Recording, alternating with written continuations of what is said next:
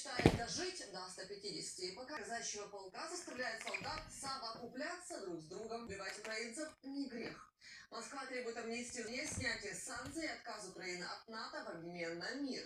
Украина отвергает новый план Трампа, а Эрдоган предлагает Стамбул 2.0. Рязань полыхает, на Курщине пылает электростанция. Украинский щедрик снова звучит в Париже через 106 лет в этом же зале, где он впервые покорил мир.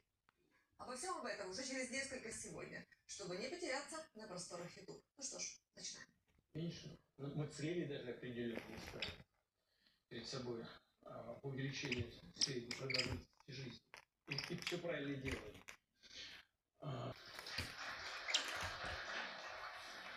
Собственно, такие вот размышления Путина случились на фоне того, что глава Сбербанка Греф сослался на прогнозы американского футуролога, который предполагает, что через 6-7 лет по мере развития